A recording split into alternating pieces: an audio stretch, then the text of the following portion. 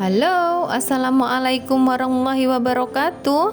Ketemu lagi dalam layanan informasi, bimbingan, dan konseling.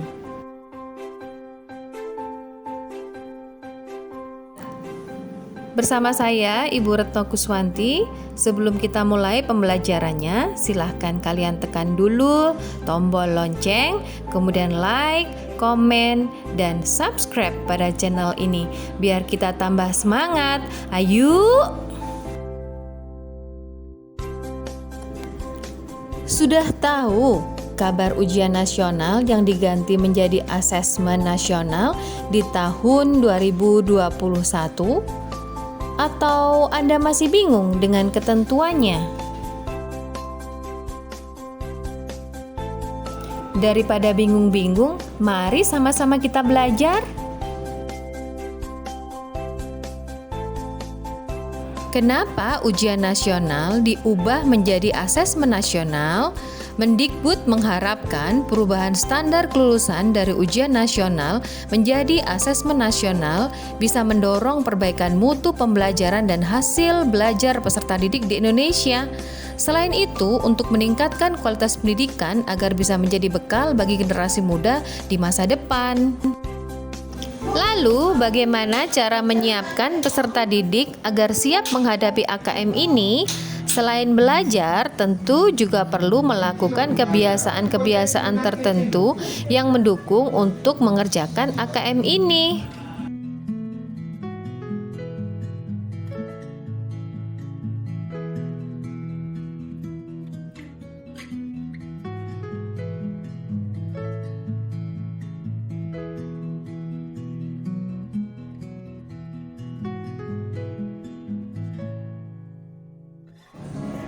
Mari kita belajar bersama-sama. Ayo!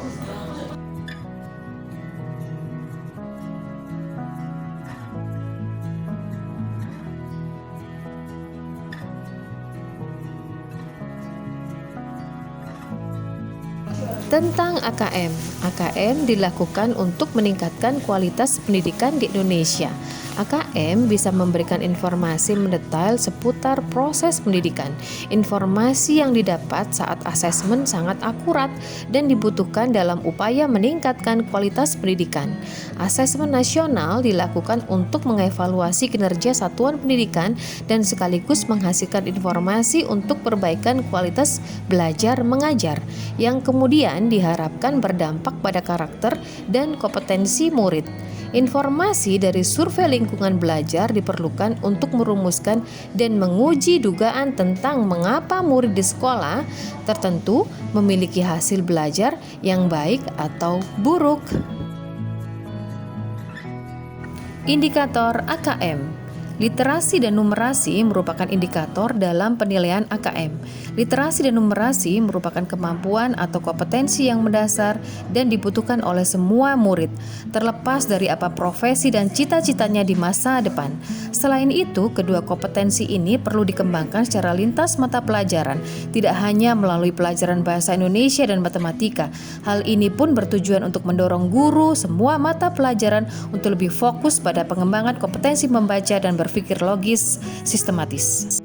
Pelaksanaan AKM. Pelaksanaan AKM untuk murid kelas 8 jenjang SMP atau MTS serta kelas 11 jenjang SMA atau MA dan SMK akhir Maret 2021. Sedangkan pelaksanaan AKM untuk murid kelas 5 jenjang SD atau MI adalah bulan Agustus tahun 2021. Murid kelas 5 akan mengerjakan 30 soal untuk masing-masing literasi, membaca dan numerasi, sedangkan murid kelas 8 dan 11 akan mengerjakan 36 soal. Tidak ada skor minimum dalam AKM, dan ini akan dilaporkan melalui presentasi murid dalam setiap level kompetensi. Diharapkan murid mencapai level kompetensi cakap atau mahir.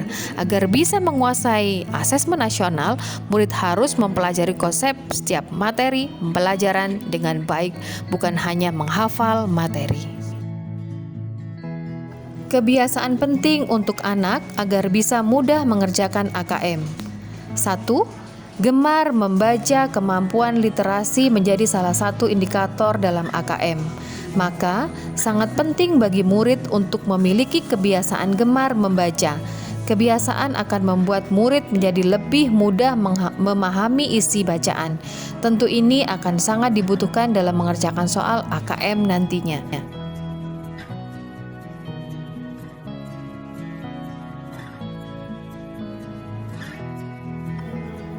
2. Sering mengerjakan latihan soal. Lakukan kebiasaan mengerjakan latihan soal AKM, khususnya soal numerasi. Semakin sering mengerjakan latihan soal, maka akan semakin mudah memahami rumus-rumus dan soal numerasi yang akan menjadi salah satu indikator pelaksanaan AKM.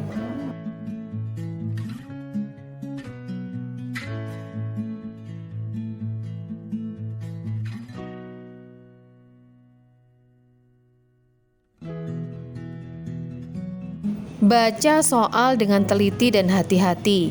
Kebiasaan murid adalah tidak membaca soal dengan baik, namun berambisi untuk melihat pilihan jawaban yang tersedia. Ini suatu kekeliruan yang sering dilakukan oleh murid. Murid akan bingung sendiri ketika pilihan yang tersedia terkesan hampir sama. Oleh sebab itu, penting untuk membaca dan memahami pernyataan soal dengan teliti dan hati-hati. Kebiasaan mengerjakan soal harus diubah. Baca soal dengan teliti dan hati-hati. Kerjakan terlebih dahulu soal yang dianggap paling mudah. Kebiasaan murid mengerjakan soal dimulai dari nomor 1 sampai seterusnya secara berurutan. Tidak perlu seperti itu. Jika terasa sulit nomor 1, tinggalkan saja. Kemudian lanjutkan soal berikutnya yang dirasa lebih mudah. Ubah kebiasaan mengerjakan soal secara berurutan. Ganti dengan mengerjakan soal-soal yang dianggap mudah terlebih dahulu. Cari dan coret pilihan jawaban yang salah. Jika kebiasaan nomor 2 sudah dilakukan, kebiasaan selanjutnya yang harus dilakukan adalah lihat kembali soal yang agak sulit. Caranya, cari pilihan yang dianggap salah, kemudian coret, sehingga tersisa satu jawaban. Nah, pilihan inilah yang dianggap sebagai jawaban yang paling benar, dan isikanlah pada lembar jawaban.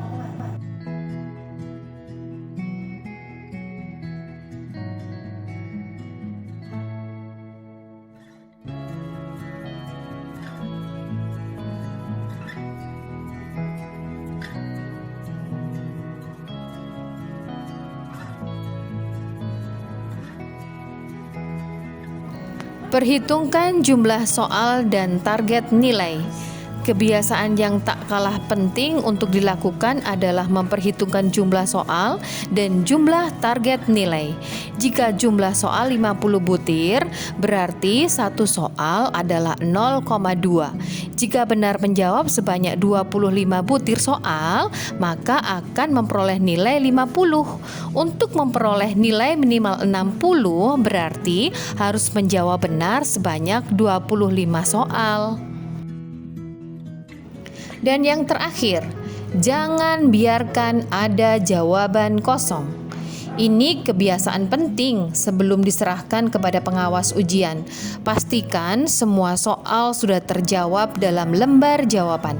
Jika ada beberapa soal yang betul-betul tidak bisa dikerjakan, jawab saja dengan cara menebak atau memilih secara acak.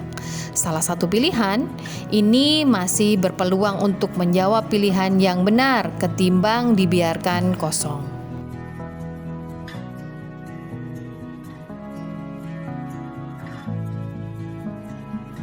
Bagaimana anak-anak? Semangat untuk mengikuti AKM tahun ini? Jangan lupa belajar ya. Thank you for watching. Jangan lupa like, comment, dan subscribe. Sampai ketemu lagi di video pembelajaran bimbingan konseling selanjutnya. Bye-bye.